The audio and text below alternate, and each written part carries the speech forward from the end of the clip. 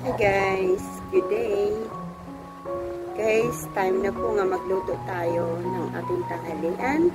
At ang ating tanghalian ngayon, magluluto po tayo ng masarap na okoy. So guys, let's go. Umpisahan na natin. So guys, ayan na po ang ating okoy. Ayan, fresh na fresh siya. Kakahugas ko lang po. Ayan, nakikita na naman ninyo kung gaano po ka-presko yung ating maliliit na hipon. Yan po ay ating gagawing masarap na okoy ngayong araw. So guys, let's go. Umpisahan na po natin ang ating pagluluto. So guys, ayan na po. Umpisahan na po natin siyang timplahan. So ngayon, mag-uumpisa po tayo. Lagyan natin siya syempre ng asin. Ayan. Iisa lang pong ganito ang ilalagay ko para naman po hindi gaano siyang maalat. So yan na. Lagyan na po natin siya ng asin. Ngayon, lagyan naman po natin siya ng syempre black pepper para naman po masarap-sarap siya. So ngayon, bago natin siya mamaya doon. So ngayon,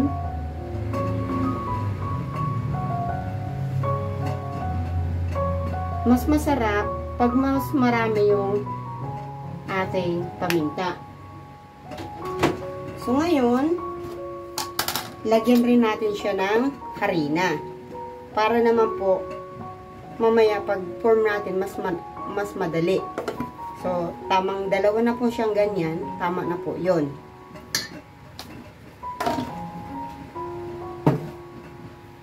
Now, lalagyan ko naman siya ng itlog.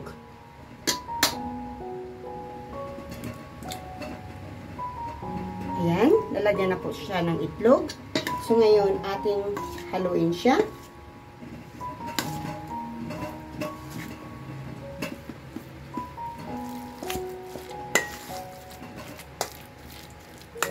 So, ayan, nahalo na po ang ating okoy. May harina na siya at mayroon na rin pong itlog. So, ngayon, ready to fried na po yan, guys. So, ayan na po siya. Ready na siya para po ating i-fried. Ayan, guys, nandiyan na po yung ating kawali. Ngayon, mag-umpisa na po tayong lagyan natin siya ng oil. Kailangan po marami-rami yung oil kasi okoy nga po yung ating lulutuin. So, siyempre marami-rami po yung oil na meron tayo dyan. So, ayan na siya. Antayin muna natin bago po uminit yung ating kawali. So, guys, mainit na po yung ating kawali. It's time na nga para ilagay po natin ang ating turtang hipon. Ang ano talaga niya, okoy. Panahin mo natin siya para flat naman, para ano po. Ayan.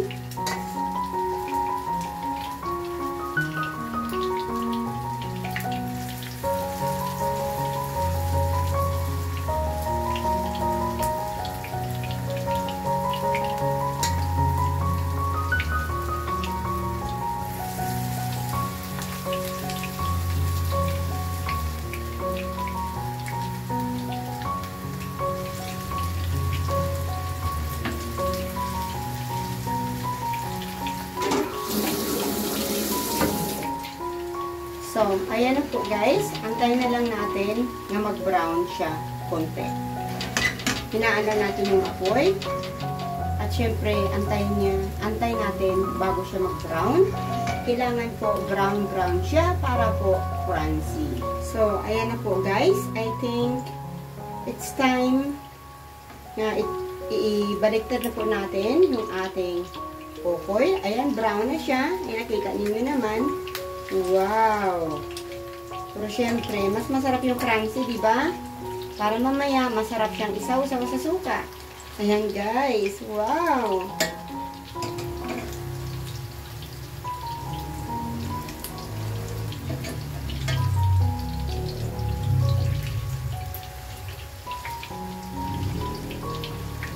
So guys, ayan na po siya. Brown na po ang ating okoy. So, antayin na lang po natin siya bago maluto. At syempre, mamaya pakita ko ulit sa inyo. So guys, luto na po yung ating okoy. Ayan, iahaw na lang natin siya sa ating kaldero. Ayan na guys, luto na po siya. Tanggalin na po siya sa ating pinagpiprituhan. Ayan, luto na siya.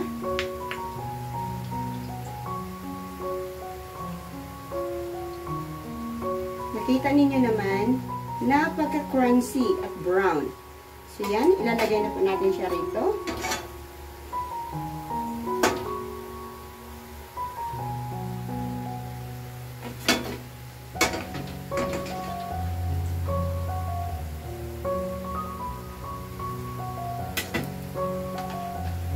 Ayan na guys. So guys, ito na po yung ating okoy, brown at masarap, at yung iba hindi pa po luto guys. So ngayon guys, papakita ko naman sa inyo kung ano pong sausawan ang ating gagamitin dito.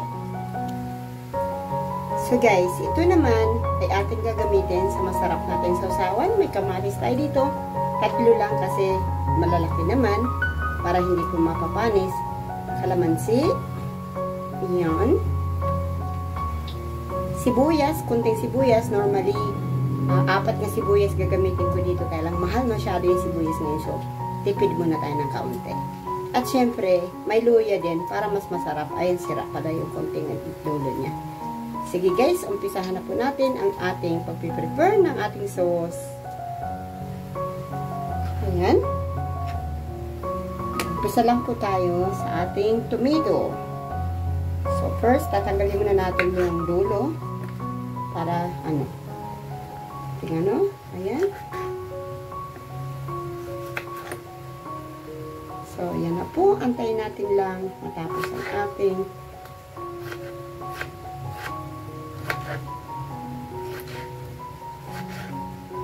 ayan.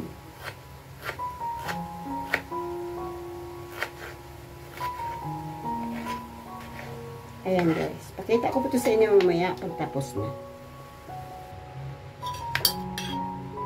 So guys, ayan na po ang ating nakagayat na tomato, onions, and ginger. Ngayon, lagyan naman natin po siya ng ating cute nga kalamansi. Ayan.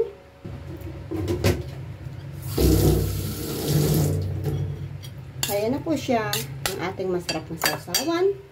Para po sumarap, konting pepper. Hindi po mawawala yan. Yan siya. Ayan guys. And then, lagyan din po natin siya ng patis. Kunti. And then, siyempre hindi mawawala po yung ating suka.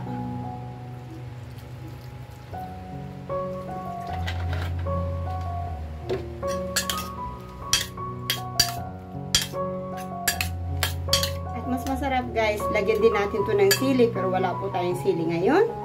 So, yan lang po ang ating sausawan sa ating simpleng tanghalian na okoy po. Lagyan lang natin ng konting sili mix para po lumasa yung ating sauce. So, yan na po, napagkasarap ng ating sauce. So guys, luto na po ang ating masarap na ulam sa ating tanghalian ngayon. Maraming salamat na sinubaybayan ninyo ako, sinamahan ninyo ako sa aking pagluluto. Maraming pong salamat, and guys, please support me on my YouTube channel. Don't forget to like, comment, and subscribe. Bye guys, and have a nice day. God bless.